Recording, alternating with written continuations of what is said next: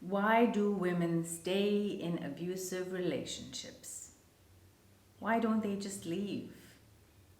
Is the question many people outside of an abusive relationship find very easy to say. They are not the ones enmeshed, tethered, bonded, in bondage to this person that is abusing them.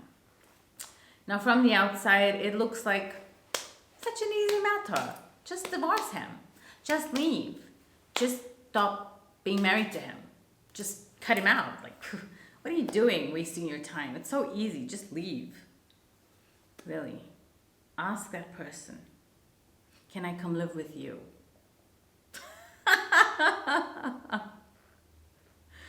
That'll shut them up immediately. The first reason is that they are addicted to this person. They are addicted in ways that they don't even know they're addicted. On a spiritual level, they're addicted because they're demons and that demon are enmeshed. It's not just you marrying another person, it's your demon marrying that person's demon. Just remember that. There's levels of marriage that are occurring within the outer marriage that are so deep and layered that you won't see it straight up. But this is what is happening. So there's an addiction going on, okay? One person is usually the dealer and one is the addict. In the case of a trauma bond, this can switch both ways, between partners. They can swap roles from time to time.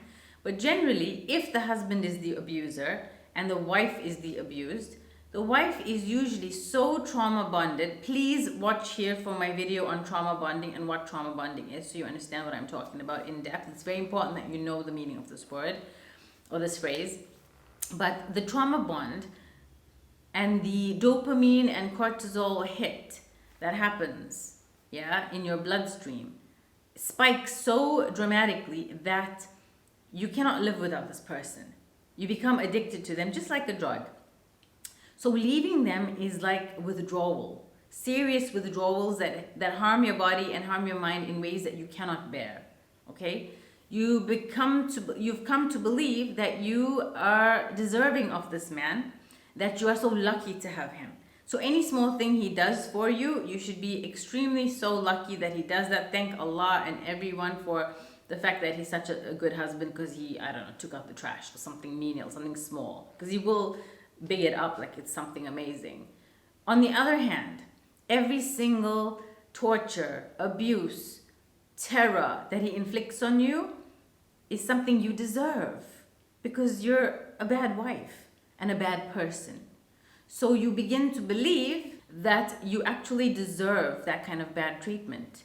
And it further solidifies in your mind that you need that person to validate you and that they are the ones who can help you get out of that horrible behavior and become a better person, and that you need them for survival because you are so lucky that you have them in your life to start with, and you should be grateful that they're abusing you because they do nice things as well, The second reason is Stockholm Syndrome. This is when a kidnapped person falls in love with their kidnapper. Because the kidnapper, although they kidnapped the person, can sometimes reinforce good behavior by being nice to the kidnapped person, the victim. So they will give them food, give them a nice comfy bed to sleep on, give them fresh new clothes, allow them to shower, etc., etc.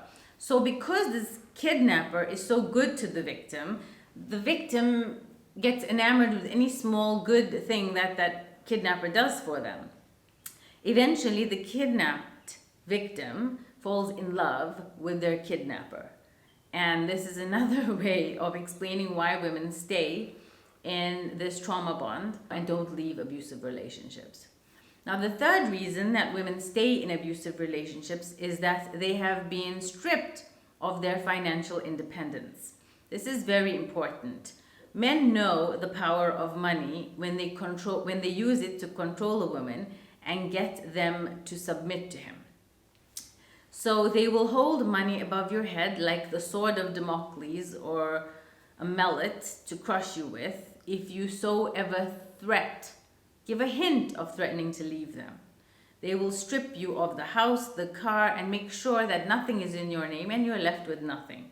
So that you are completely enslaved by this financial abuse, this financial terrorism, this financial snare. It's trapped you in a marriage, locked you into a lifestyle that you cannot afford to live by yourself, probably. You know, some husbands who are extremely wealthy, their wives really do live comfortable lives. They're hurting, they're in pain, and they're being abused, but if they leave, they literally leave with nothing. So what do? They stay enmeshed in this marriage because at least they're getting their bills paid. At least they're driving a Mercedes. At least they're driving a Ferrari. At least they live in Beverly Hills. At least they have the biggest flat or mansion or penthouse or holiday resort apartment, whatever it is, okay? Whatever they use to convince themselves that it's worth staying. And I'm not judging them. I'm not judging them one single bit. Only they know how it feels to be in their shoes, and nobody should judge them, okay? That is the life they chose. To leave that and start from scratch is a death. It's a death in itself, and I've done it before. I know, okay? So, of course, not in my last marriage, but previously. I have been through that. It was a death. And not many people are willing to kill themselves off in that way and completely rebuild like a phoenix rising from the ashes. It takes every strength in your body. It takes every sinew and fiber of your being to pull that together. The energy that it consumes is so ginormous that not many women are able to pull it off, even while maintaining their mental health. It takes a fortitude, a tenacity, a self-belief that is really a force to reckon with. And I say this with all the humility in the world because I prayed for that freedom. Allah gave it to me, alhamdulillah, and I was able to find my way back to the real world and back to myself. Of course, until I ended up in another trap. But the fact remains that you can do it again. Once you've done it once, if you ever find yourself in a difficult situation, it will be much easier to leave because you've already cut that limb off. You know what it's like to sever your own limb. And once you've done it before, if you ever found yourself in a horrible marriage situation again, it's not as hard to leave because you've done it before. You have some reference, a point of reference to refer back to say, hey, you know what? I know the blueprint. I've walked down this forest before. I know the pathway. I know the pitfalls. I know the triggers. I know the things lying in ambush. I can navigate this again. For women, however, who have never done that before, it literally is an annihilation of the self to leave that relationship.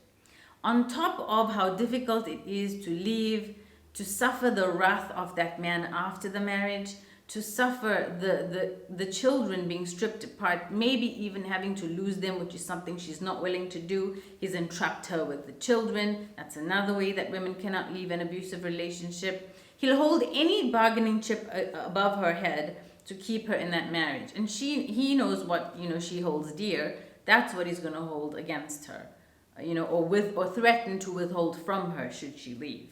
So whatever it is, many women are not able to leave, or they can't leave, or they honestly don't know how to survive in the real world because their wings have been clipped, their tails have been trimmed. They don't know. It's like taking a kitten, a house kitten, and putting it in the safari park. How will they fare against the lions? It's impossible. It's like that. A trained house cat cannot survive in the wild, let alone on the street. Forget about a safari park or a game reserve or out in the African wilderness. Absolutely impossible. So likewise, she will have to firstly kill off her old self. Secondly, she will have to become a new self that she was never before. In history, she had never been that before. She will have to recreate from the ashes a completely new person and rise like a phoenix. That is something not only, needing or requiring a death, it's requiring a completely new rebirth into something she's never been before.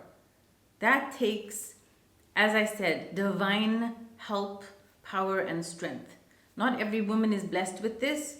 Women can acquire it, sure, but they need to pray for it, summon all the strength that they can, gather up their forces, know what they're dealing with, know who their enemy is, know what their artillery and weapons they have in their arsenal, know what they're up against, study The Art of War by Sun Tzu, study everything you need to know about psychology and dark psychology so that they can prepare themselves for the biggest battle of their lives. Because women are literally fighting for their lives every single day in a relationship, in an abusive relationship, and as they're exiting an abusive relationship. That man is going to dig his claws into her deeper than he's ever dug them before. She will leave with barely any flesh left on her bones, let alone what's the clothes left on her back. So please be merciful to women in abusive relationships. It is not easy to leave.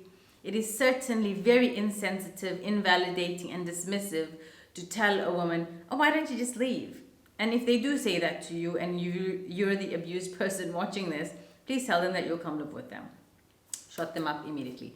Anyway, that is it for now on why women stay in abusive relationships. I pray sincerely that all of you listening out there who are in abusive relationships gather and gain the strength, the community, the fortitude, the tenacity, the balls to leave this man. If that's what you feel like you are able to do. If that's what you feel and have decided is necessary to continue your life. If that's what you feel is best for you and your children and your sanity. If that's what you feel is best, I pray you every success on this journey. Every single strength and fiber and sinew of mine is making dua for you that you gain all of the necessary equipment and strength for this battle, and that you fight it with the best of help from the heavens above, from above the seventh heaven, above his throne. If he helps you, you have no need to worry, my sister.